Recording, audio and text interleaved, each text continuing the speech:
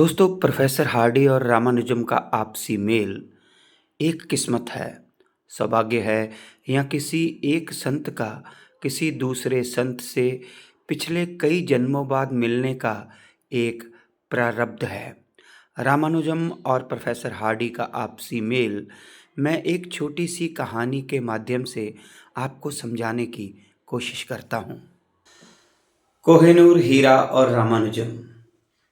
दोस्तों, आज मैं रामानुजम जी के जन्म दिवस पे कोहिनूर हीरे के साथ कंपेयर करके ये छोटी सी कहानी आपके सामने प्रस्तुत कर रहा हूँ। आशा है आपको पसंद आएगी। मैंने सुना है कि कोहिनूर हीरा बहुत बरसों तक गोलकुंडा के पास एक गरीब किसान की झोंपड़ी में पड़ा रहा। उसके बच्चे उस हीरे के साथ एक बॉल की तरह खेलते रहे। और मैंने ये भी सुना है कि जिस किसान ने इसकी खोज की थी, जिसकी झोंपड़ी में ऐसे बहुत से कीमती पत्थर हीरे पड़े हुए थे, उसे भी नहीं पता था कि उसकी झोंपड़ी में इतना धन है और वो हीरों की तलाश में इधर उधर घूमता हुआ अंततः बहुत गरीबी के आलम में मर गया। लेकिन अगर बात करें कोहिनूर हीरे की और रामानुजम जी की, तो उसके लिए ये है कि एक बार एक फकीर जिसे कीमती हीरों की बहुत पहचान थी, वो गोलकुंडा के पास उस किसान की झोंपड़ी के पास से गुजरता है।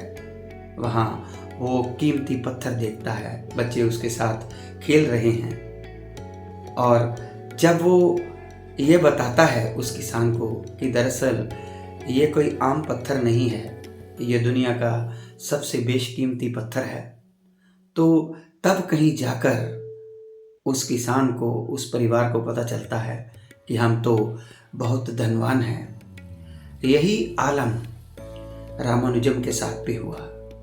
रामानुजम को हमारे एजुकेशन सिस्टम ने 10वीं तक तो सभी सब्जेक्ट्स में फेल कर दिया था और अपना गुजारा चलाने के लिए वो गरीब सा रामानुजम एक छोटी सी नौकरी करके अपना पेट पालता रहा। बहुत गरीबी के आलम में जिया। हमारे एजुकेशन सिस्टम ने उसे ट्रेस ही नहीं किया, उसे अप्रिशिएट ही नहीं किया। और उसे अप्रिशिएट जिसने किया, मैं समझता हूँ कि वो कोहिनूर हीरे की खोज करने वाला वो फकीर था जो कि प्रोफेसर हार्डी के रूप में उसे मिला था।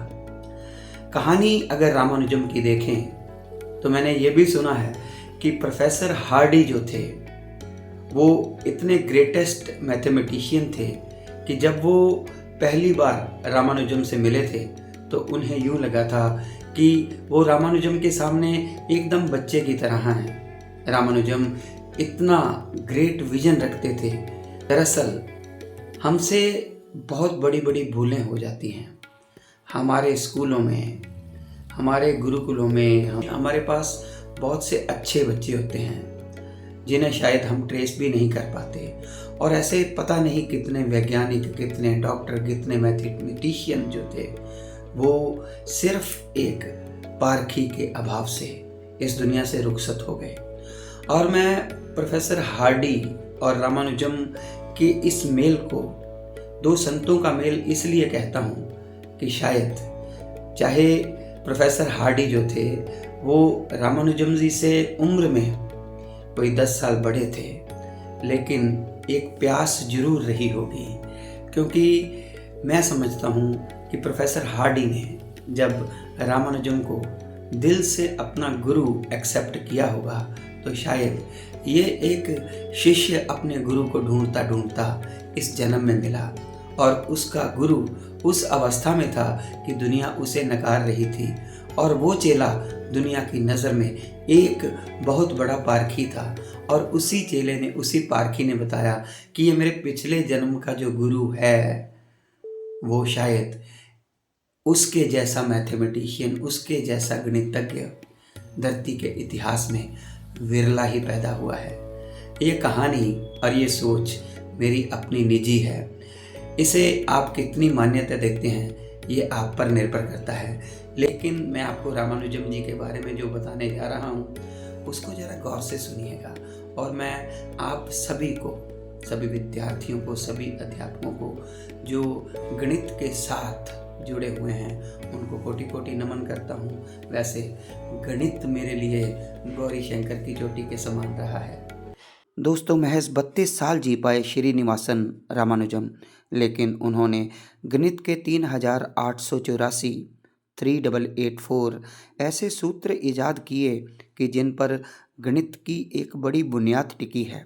एक गरीब ब्राह्मण का बेटा महज लड़ता रहा गरीबी से, बेबसी से, बीमारी से, और अंततः बहुत छोटी सी उम्र में इतनी बड़ी देन गणित को दे गया कि भारत को गर्व होना चाहिए इस बेटे पर। मज़े की बात यह है कि 11वीं की परीक्षा में केवल गणित को छोड़कर रामानुजम सभी विषयों में फेल हो गए थे। देश और देशवासियों ने जिस प्रतिभा का कौड़ी मूल्य न डाला, उसी प्रतिभा को एक विदेशी टीचर ने समझा भी और निखारा भी। उस समय के दुनिया भर के प्रसिद्ध सबसे मशहूर गणितज्ञ प्रोफेसर हार्डी ने अपने मूल्यांकन में हर गणितज्ञ को, मैथमेटिशियन को ज़्यादा से ज़्यादा 35 या 60 अंक ही दिए थे, लेकिन रामानुजम को 100 में से 100 अंक दिए। रामानुजम एक सत्य छोड़ गए दुनिया में, वो ये कि जीवन चाहे छोटा हो लेकिन सार्थक होना चाहिए। इधर से गुजरा था, सोचा सलाम करता चलूं।